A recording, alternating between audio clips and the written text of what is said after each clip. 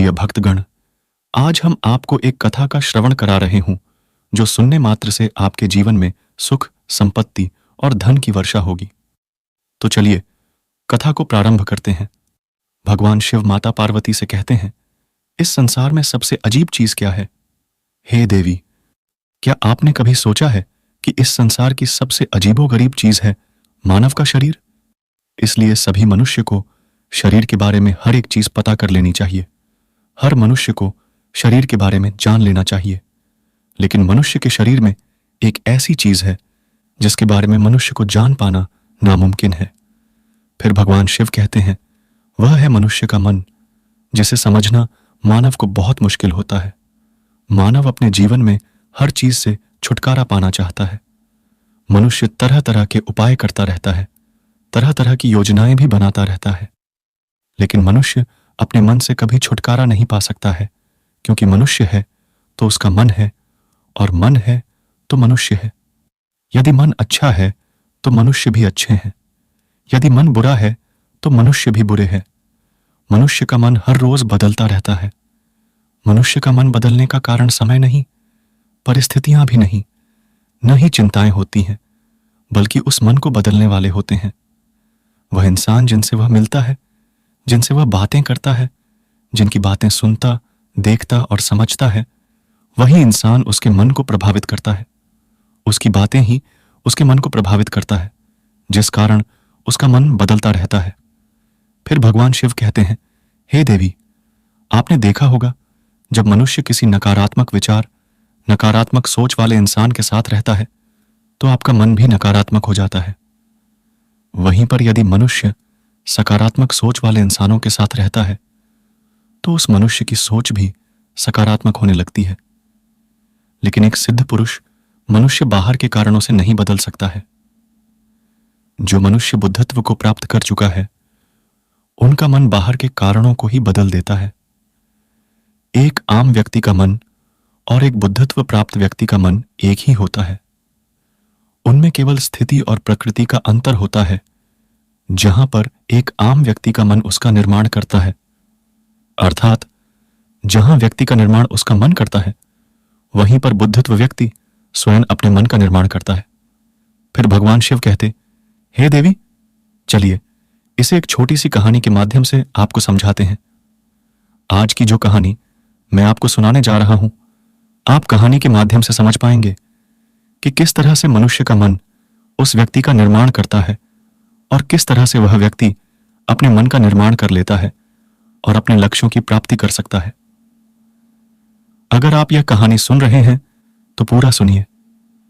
इस कथा को आधा अधूरा की बात है जब महात्मा बुद्ध बालिका पर्वत पर रह रहे थे। तभी वहां महात्मा बुद्ध का एक शिष्य उनके पास आया और वह महात्मा बुद्ध को प्रणाम करके कहता है, हे बुद्ध, मैंने सभी प्रकार से अपने मन को अपने नियंत्रण में कर लिया है, उसे अपने वश में कर लिया है। अब मेरा मन मुझे भटका नहीं सकता है।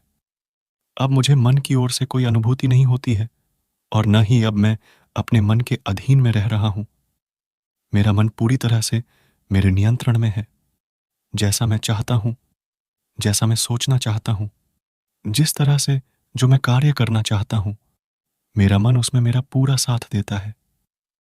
मैंने सब कुछ त्याग कर दिया है, मैंने सब कुछ छोड़ दिया है और अब मैं परम सत्य को पाने के लिए पूर्ण रूप से तैयार हूं।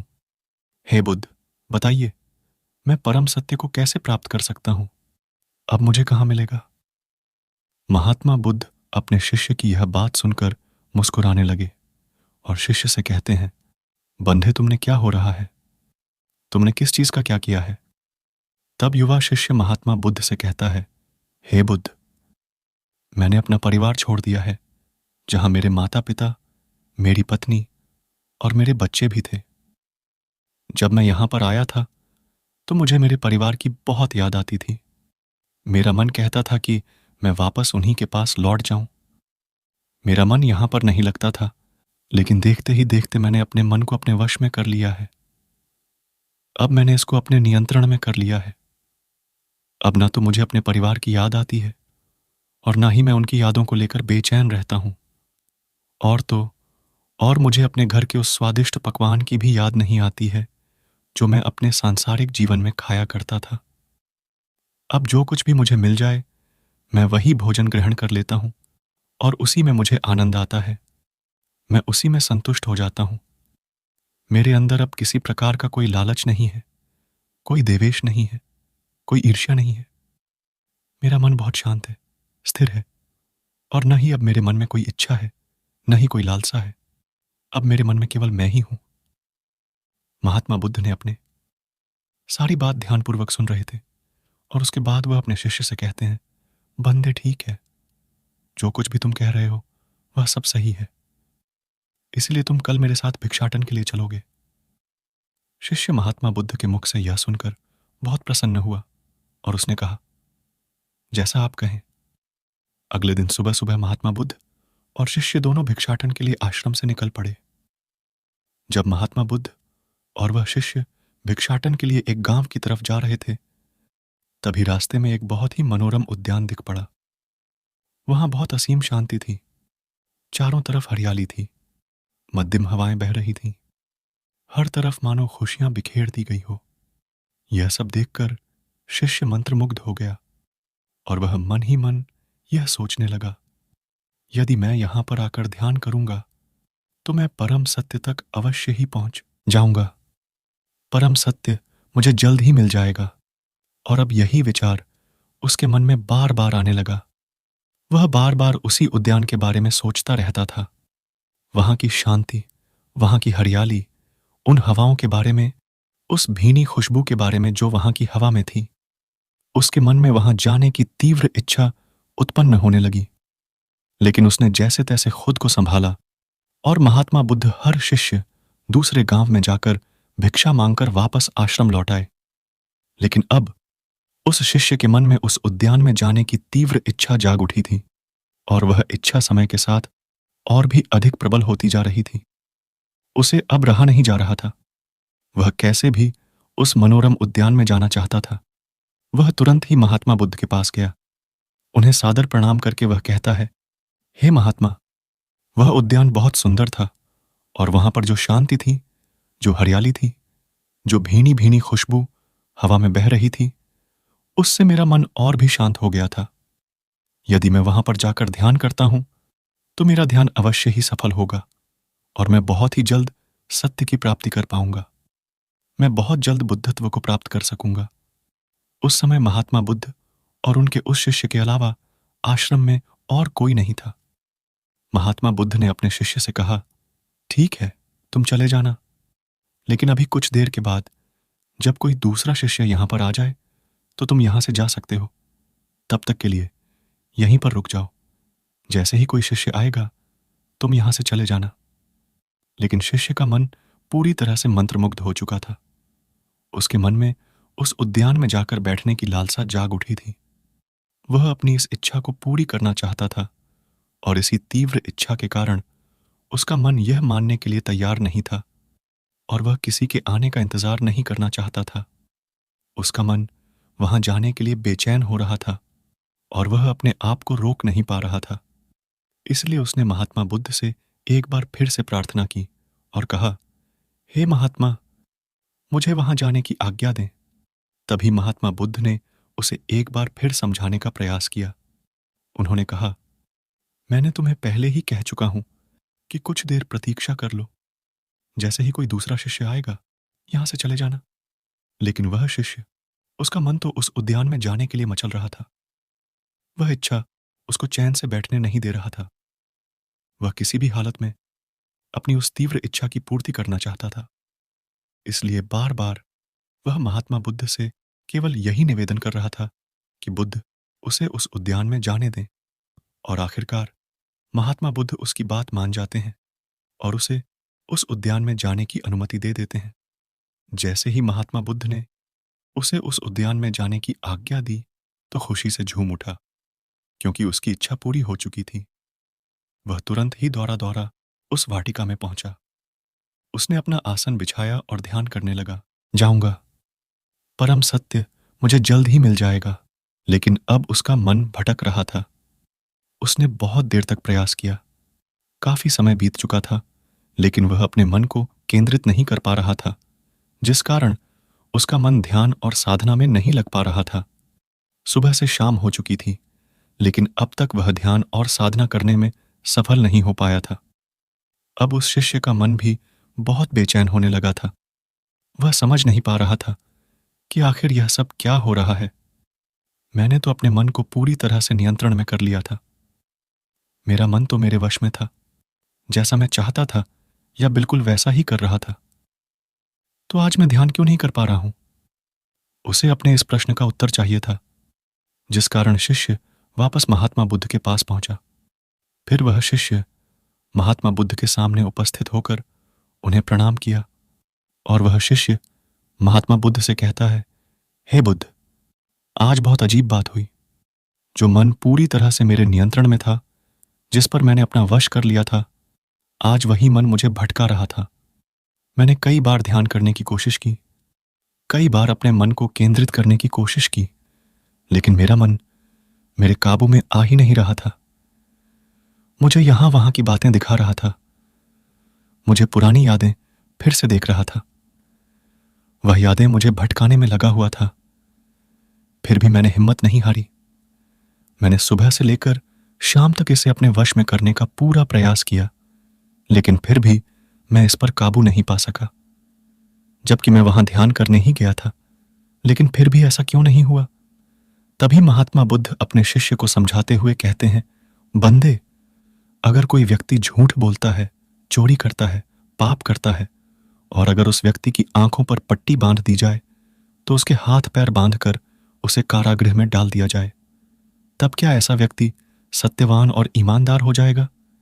क्या वह झूठ बोलना बंद कर देगा? क्या वह दानी बन जाएगा? इस पर वह शिष्य कहता है, हे बुद्ध, ऐसा कैसे हो सकता है? यदि वह व्यक्ति झूठ बोलता है, वह पापी है, चोरी करता हो, लोगों को धोखा देने में उसे मजा आता हो, यदि उसके हाथ पैर बांधकर, उसकी आंखों पर पट्टी बांधकर उसे किसी कारागृह में डाल भी दिया जाता है, तो वह और भी कठोर हो जाएगा। जब वह वहां से बाहर निकलेगा तो और लोगों को परेशान करेगा। ऐसा व्यक्ति भला कैसे ईमानदार और सच्चा हो सकता है? और ऐसा व्यक्ति जो पहले था, वह तो वहीं रहेगा। तभी महात्मा बुद्ध मुस्कुराने लगे और अपने शिष्य से एक बार फिर कहते हैं, मान लो, अगर कारागृह का द्वार खुला हो और पहरेदार सोया हो, तो क्या ऐसा व्यक्ति कारागृह से भागने का प्रयास नहीं करेगा? लेकिन अब उसका मन भटक रहा था। उसने बहुत देर तक प्रयास किया, काफी समय बीत चुका था, लेकिन वह अपने मन को केंद्रित नहीं कर पा रहा था, जिस कारण उसका मन ध्यान और साधना में नहीं लग पा रहा था। सुबह से शाम हो चुकी थी, लेकिन अब तक वह ध्यान और साधना करने में सफल नहीं हो पाया था। अब उस शिष्य पर वह शिष्य कहता है, हाँ बिल्कुल, वह उस कारागृह से भाग ही जाएगा, क्योंकि वह एक अपराधी है और वह ज्यादा दिनों तक बंदी बनकर रहना कभी नहीं पसंद करेगा। उसे अपनी आजादी पसंद है, इसलिए वह उस कारागृह में रह नहीं पाएगा। यदि उसे ऐसा अवसर प्राप्त होगा, तो वह अवश्य ही उस कारागृह से भाग जाएगा। तभी महात्मा बुद्ध कहते हैं, तो क्या वह कारागृह से भागने के बाद सत्यवान हो सकता है? क्या वह सत्य बोलेगा? क्या वह ईमानदारी की राह पर चलेगा? क्या वह दानी बन जाएगा? महात्मा बुद्ध के इस सवाल का जवाब देते हुए वह शिष्य कहता है, हे बुद्ध, भला ऐसे कैसे हो सकता है? वह तो अपराधी है, वह तो गुनहगार है, और जिसे लोगों को परेशान करने में आनंद आता हो, जिसे चोरी करना अच्छा लगता है, भला सत्यवान कैसे हो सकता है? भला वह ईमानदारी की राह पर कैसे चल सकता है? वह तो असत्य ही बोलेगा, वह लोगों को दुखी ही करेगा, लोगों को परेशान ही करेगा, क्योंकि उसे उसी में आनंद आता है। जब तक उसमें कोई परिवर्तन न हो, तब तक वह उसी गलत राह पर चलता रहेगा। तभी महात्मा बुद्ध मुस्कुराने लगे और अपने शिष्य से कहते हैं, बंदे, तुम नियंत्रण पाना चाहते हो, अपने मन को अपने वश में करना चाहते हो, तो इसे तुम्हें सीधा और सरल बनाना पेढ़ेगा, और इसके लिए तुम्हें अपने मन को वह भोजन देना होगा, वह शिक्षा देनी होगी, जिससे सीधा और सरल सोच सके, सरल समझ सके, और यह प्रयास तुम्हें निरंतर करते रहना होगा। जब तक कि तुम्हारा मन सीधा और सरल न सोचने लगे, जब तक कि वह ईमानदारी की राह पर आगे न बढ़े। जब तुम ऐसा करने में सफल हो जाओगे, तो तुम्हारा मन भी पूरी तरह से तुम्हारे नियंत्रण में आ जाए। वह तुम्हारी ही बात मानेगा, जैसा तुम चाहोगे। यह तुम्हारा साथ देगा, तुम्हारा एक अच्छा साथी बनकर। यह तुम्हारी हर इच्छा में हमारे साथ रहेगा और फिर तुम जैसा चाहोगे, जिस लक्ष्य को पाना चाहोगे या उस लक्ष्य को पाने के लिए तुम्हारे लिए रास्ता भी तैयार करेगा और तुम अपने उस लक्ष्य को बड़ी ही आसानी और बड़ी ही सरलता से प्राप्त भी कर सकोगे। इतना कहकर महात्मा बुद्ध शांत हो गए। फिर वह शिष्य से कहता है, हे बुद्ध, आपने मेरी आंखें खोल दी। मैं तो अपने मन को अपने वश में करने चला था, लेकिन मैं यह भूल चुका था कि इसे वश में करके इसे परिवर्तित करना होता है। बुरे विचारों की जगह पर हमें इसमें अच्छे विचार भरने होंगे। बुरी आदतों की जगह पर हम इसे अच्छी आदतों से बदलना होगा। तब जाकर यह कहीं सीधा और सरल सोच पाएगा और समझेगा और ईमानदारी की राह पर आगे बढ़ेगा या सत्यवान बन जाएगा और यह दान भी करेगा। इतना कहकर भगवान शिव इस कहानी को समाप्त करते हैं। इस वीडियो को बोलते समय कोई त्रुटि हो तो मैं क्षमा चाहती हूं। उम्मीद है आप सभी को यह वीडियो अच्छी लगी होगी। अगर आप शिव के सच्चे भक्त हैं तो चैनल को सब्सक्राइब और वीडियो को लाइक करके कमेंट में हर हर महादेव लिख दीजिए। तुम नियंत्रण पाना चाहते हो, अपने मन को अपने वश में करना चाहते हो, तो इसे तुम्हें सीधा और सरल बनाना पेडीडेगा और इसके लिए तुम्हें अपने मन को वह भोजन देना होगा, वह शिक्षा देनी होगी जिससे सीधा और सरल सोच सके, सरल समझ सके। और यह प्रयास तुम्हें निरंतर करते रहना होगा जब तक कि तुम्हारा मन सीधा और सरल न सोचने लगे, जब तक कि वह ईमानदारी की राह पर आगे न बढ़े। जब तुम ऐसा करने में सफल हो जाओगे तो तुम्हारा मन भी पूरी